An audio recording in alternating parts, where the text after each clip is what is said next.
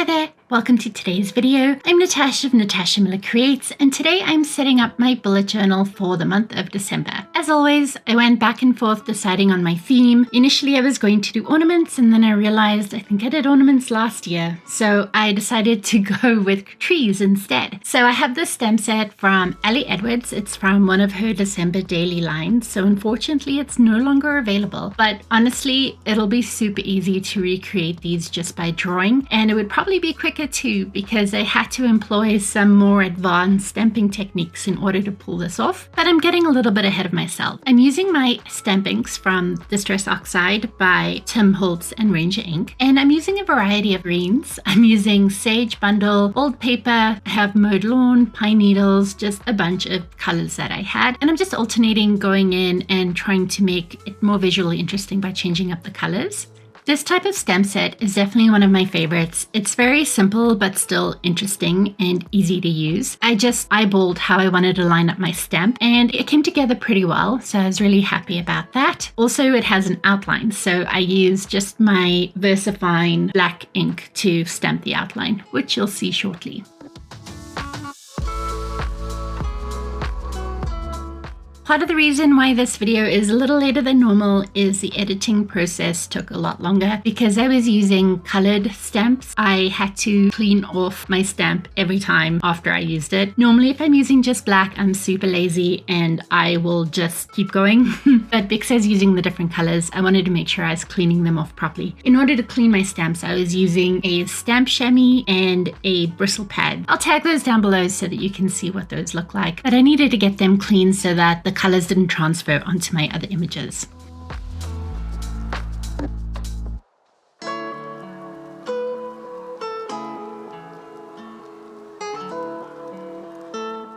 So this is the advanced stamp technique that I was talking about. It's called masking, and basically you stamp your image onto a sticky note, making sure to cover some of the sticky part of the sticky note. You cut out your stamp image and you stick it over top of the existing image, and that's going to protect the image underneath it. So that's going to allow you to layer and stamp over top of the existing image. Again, you'll get a better idea when you see it. I am covering a stamping basics in the journal. So far I've covered stamp inks and I've covered the different kinds of stamps, so you can go check those out. I've linked those down below. I will be coming out with my advanced stamping techniques soon, and when I say advanced I mean within reason, nothing too crazy. But here you can see I'm adding my sticky notes over top of my stamped images to protect them. And I'm just going to go in over top with another image and stamp over top, and that's basically how simple it is. A couple of issues I was running into: the sticky note makes it so that your surface isn't flat, so you are going to run into issues where you might not get a solid color. You're going to see I'm going to run into this soon. That's also partly because I'm near the end of my notebook, so it gets a little bit harder with the way the pages are folded, but I ended up going in with a sponge and just touching up the tree image, which again you'll see later, especially when I start layering multiple sticky notes on top of one another.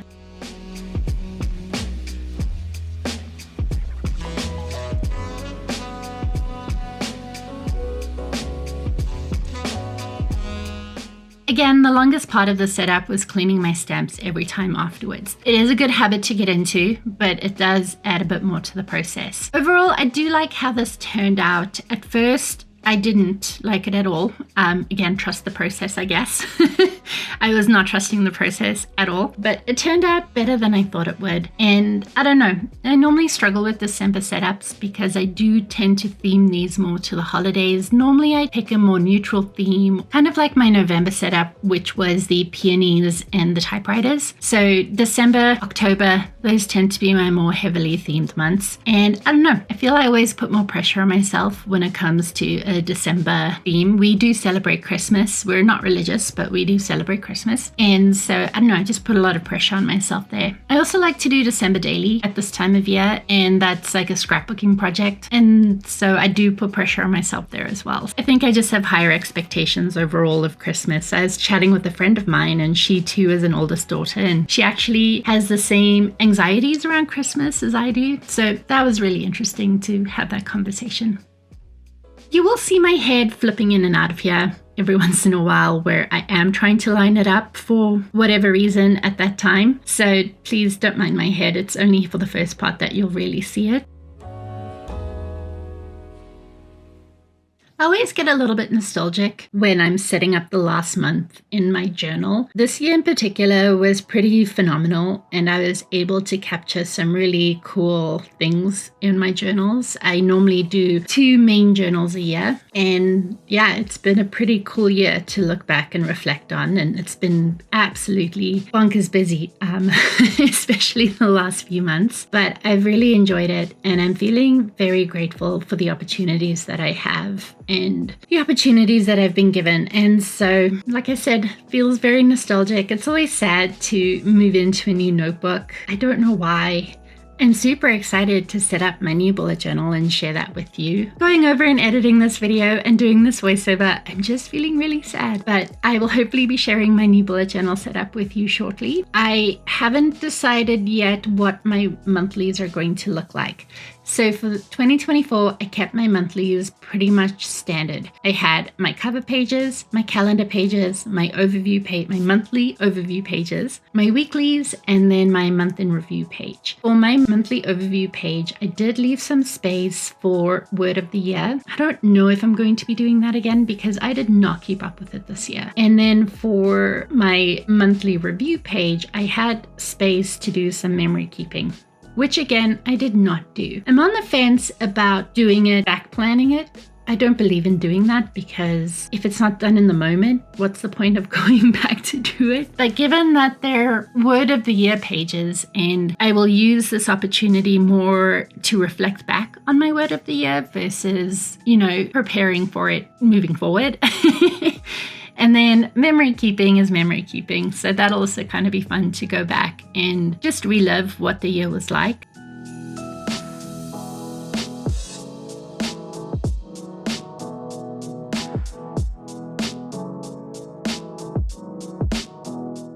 And I just realized I've been reminiscing too much. So what I've gone in, I've added a background. It's speckled egg from the Distress Oxides using a blender sponge as well as the little makeup sponges you see there on the top right corner. And then I'm adding in my tabs. Those will be going with me into 2025 or whatever year we're going into. I can't think right now. And then for my December heading, I was kind of feeling lazy. And so I thought I'd stamp out December and then just go in with a gold paint pen and color in over top. I decided I didn't like how it looked. I didn't like how it turned out. So I do end up hand lettering the rest of the month, the headings for the rest of the month, but just for the cover page. That is a great workaround if you do have letter stamps and you don't have very many colorful stamp pads. That is a workaround. I thought about getting a gold stamp pad. I have one, but it's super dry and it wasn't gonna arrive for 2 weeks. And I didn't have that kind of time. So make do, used what I had, which ended up being stamps and a golden pen. I did outline with the black because I liked how it looked. And that's what I ended up doing throughout the layout as well, or throughout the setup as well.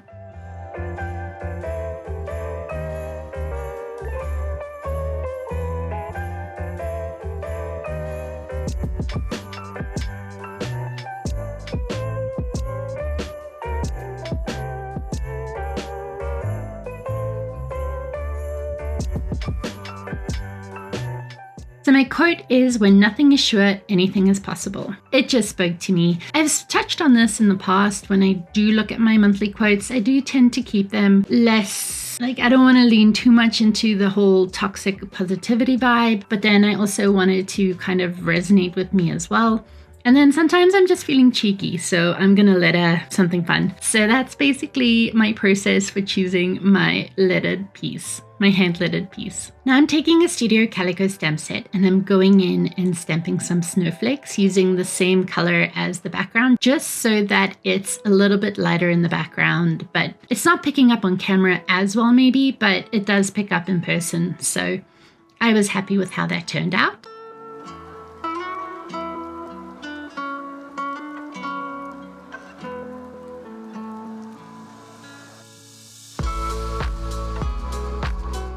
And then I thought I really liked some of the other stamps on this sheet and I wanted to incorporate those as well. So I just grabbed an extra piece of sticker paper that I had lying around and I stamped down the image, cut around it, and used it as an extra embellishment.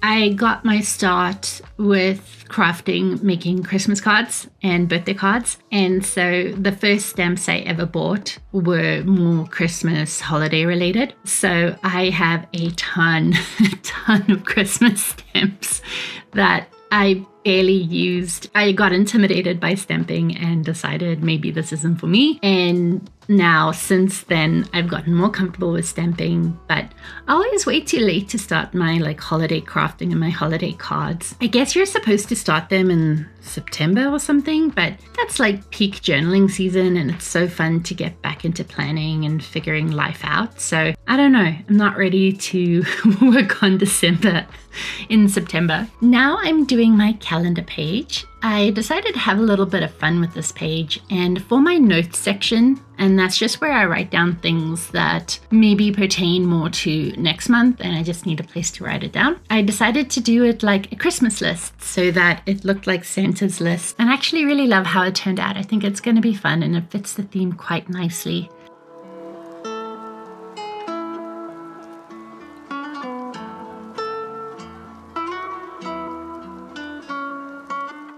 Since my elements were so colorful, I decided to keep my washi pretty basic. I used a black washi and then a grid washi, and I thought that tied in really well. My go-to is always to do dots or polka dots, but I fought that urge and I went with the grid instead. And again, I'm happy with how it turned out. And this is the only time where I was clever enough to do the background first. I don't know why, but for the rest of my layouts, I always forgot to do the background first and then ended up having to work around the image as opposed to doing the background and then putting the image over top. This was the only time I did it the right order.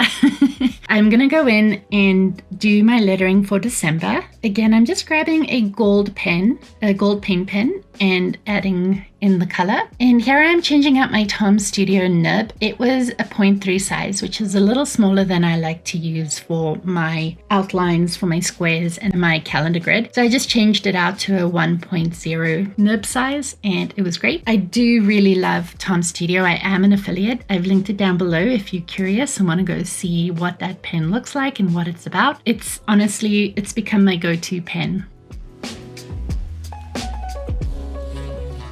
So now I'm just coloring in my lettering. I do wish that I spent more time practicing my lettering. It's fine. This is the opportunities that I use to practice. This isn't my end game. I actually do use my bullet journal setups to practice, whether that's color palettes or illustration or lettering. This is how I kind of force myself to get my practice in. It tends to be really, really fun. And I don't know, it gives me that creative boost that I need sometimes when I get stuck in a rut.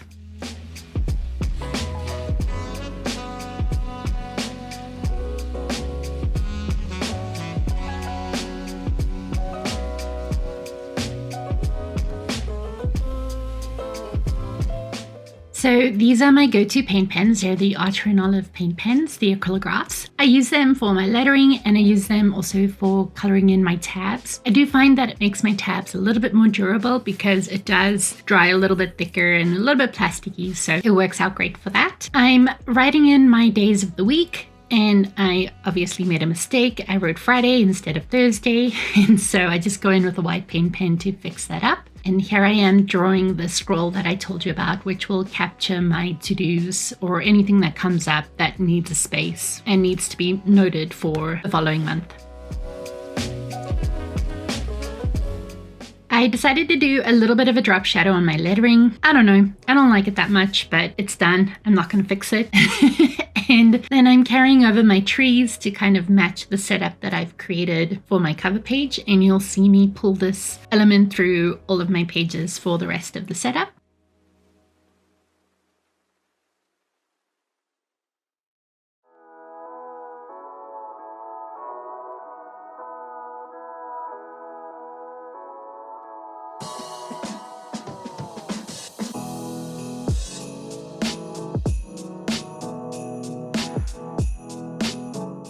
So I feel like a lot of my stress around December comes from all these things that I want to do. I have done content planning and it has fallen by the wayside because I've just been so swamped. We just started competitive swimming, which has been a massive adjustment for the family. And so that's taking up a lot of time. Work's been really busy, but I've been having a blast. We have a bunch of deadlines coming up, so hopefully I can get through those. And then I have some partnerships that you'll see soon, which has been so great. I really do enjoy working with them as well. And it's just been busy. My now 6-year-old had his birthday party, and so was planning that and staying on top of that. And then just basic year-end stuff. We have a lot of birthdays and trying to keep track of that and make sure that everybody feels celebrated. I really do love birthdays. Growing up, I was so spoiled. Birthdays were so special in my family. The whole family would get together for the actual birthday. And I grew up in South Africa, so we had these home industries where people would bake and then sell these baked goods, and then the store would take a commission and then they would make their money. So really great. So we would go to one of these home industry stores and then pick out the baked goods we wanted for our family party, and then the whole family would come over and be together, and then we'd have our actual birthday party with our friends. So yeah, birthdays are just so nostalgic for me, and so put a lot of pressure on myself to make it special. And so then that tends to take up a lot of energy, especially when I'm feeling anxious and want to make sure that the birthday person has a really special day and enjoys their day.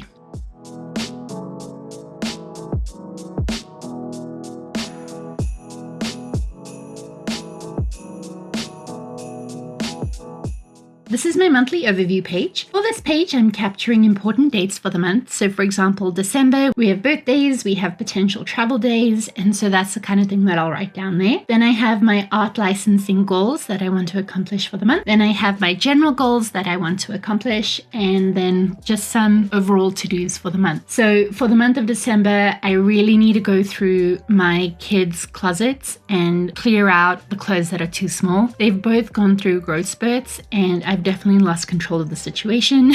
And so my goal for December is going to be to try and get control of their clothing situation, which, yeah, they're boys. It's messy. It's just, I'm not looking forward to it, but it needs to be done. So for the headings, the important dates and art licensing headings, I created banners using the green paint pen, and I'm going to go in with a white jelly roll and write down the headings for that section. And now you can see I'm adding in my tree again to carry over the same theme into this page. Now the right hand side of the page is where I intend on doing my word of the year work. It's a course that I paid for through Ali Edwards, and I paid for it in 2023 and never did it. So I said, that's fine, I'll use it for 2024. And I have not done it, so... And yet I dutifully set up the pages with the intention that I will follow through on actually doing it. So if you ever wonder what the difference between intention and action is, this is a perfect example of that. I'm going in and adding in my trees.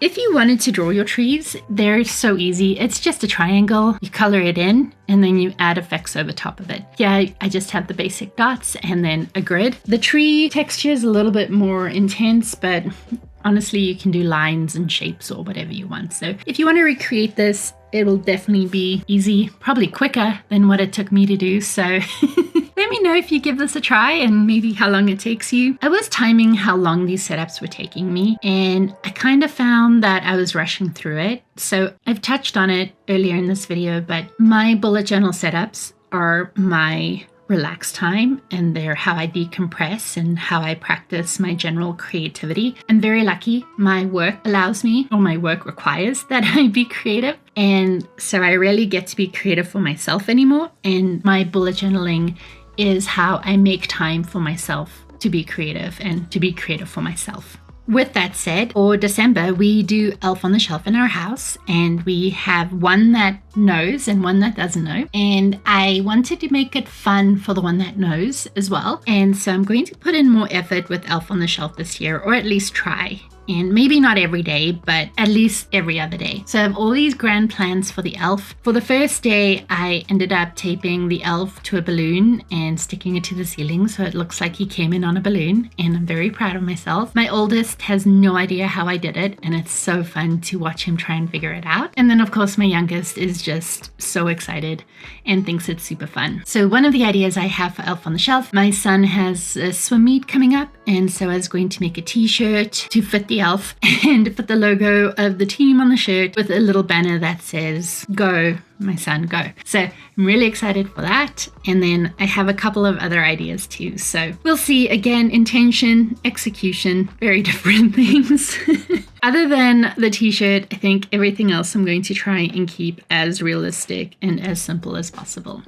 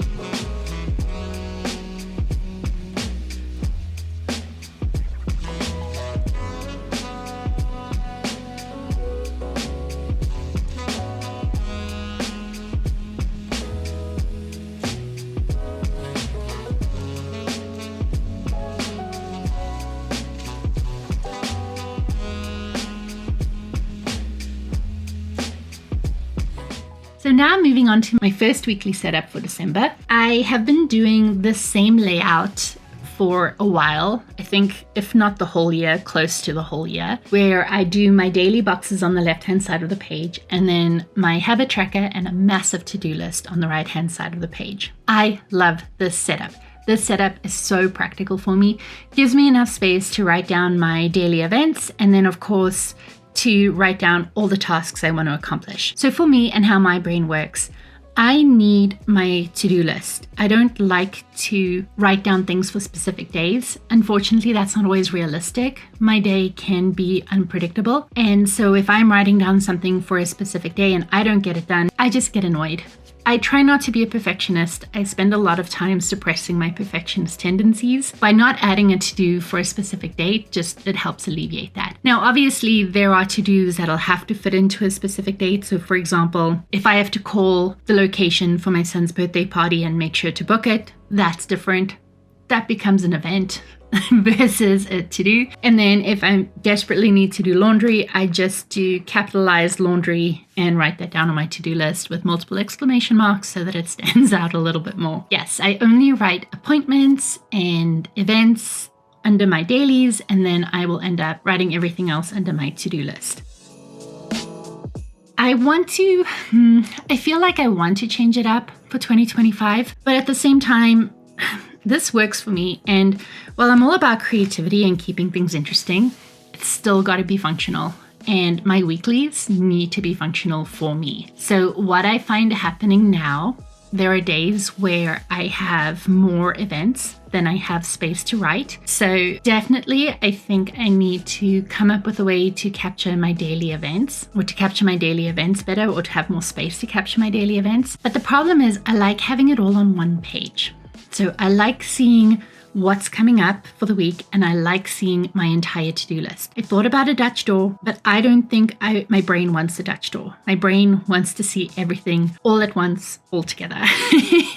So I might spend some time brainstorming, or I might experiment with some ideas there. One of the ideas is introducing another planner. I'm not sure if my brain's going to like that either. It's been a thought I've been stewing on for a little while now, so we'll see. I mean, an option is to have my events in a different planner and then my to-dos in my bullet journal. I don't know.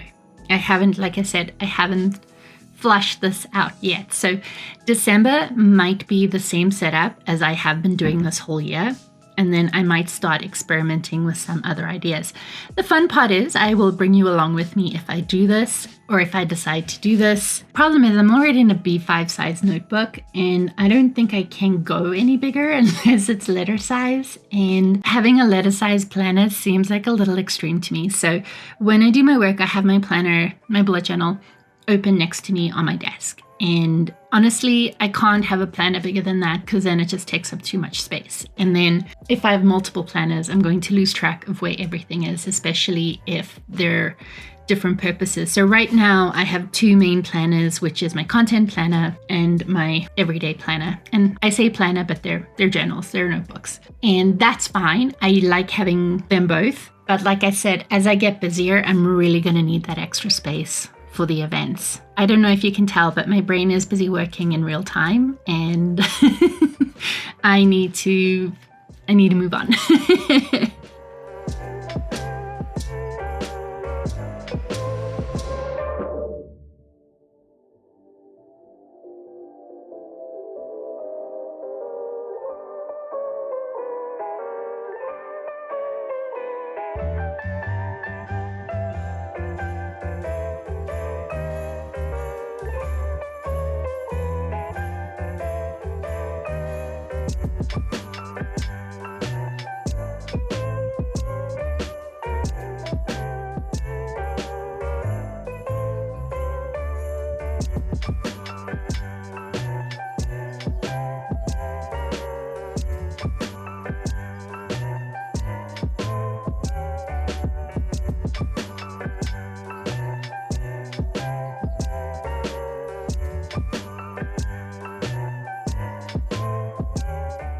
So I am finishing up this month. As you can see, I stamped more of the snowflakes and I add a little bit of my washi. My washi tape is old, so if you're looking for a reason to use your washi tape, if you don't use it, it gets weird, sticky, and it gets old and it tears and it rips and not how you want it to. So that is my PSA for using your washi.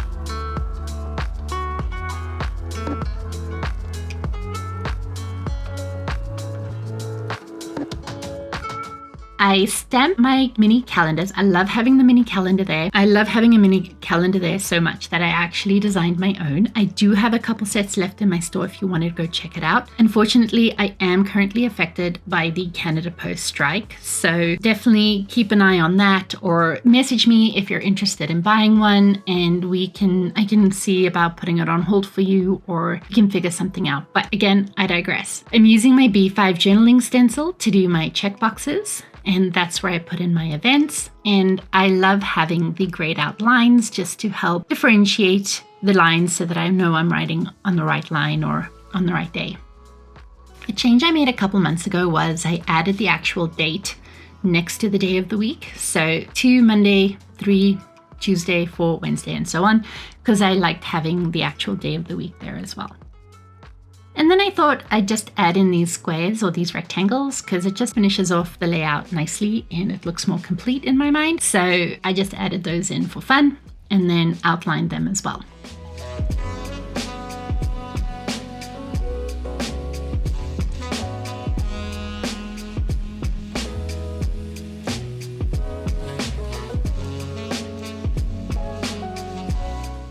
And then finally, I am working on my review page. My review page, as I mentioned, I have my biggest accomplishment for the month, other wins, how I feel about the month, what I'm doing to celebrate, and then what I want my focus to be for the following month. I haven't been consistent about using these pages, so I definitely want to have a better focus on using these pages in 2025 because it is important to look back and remember your wins, especially like right now, I don't feel very winning, but I know I've had a pretty phenomenal year. So definitely want to do a better job of using these pages.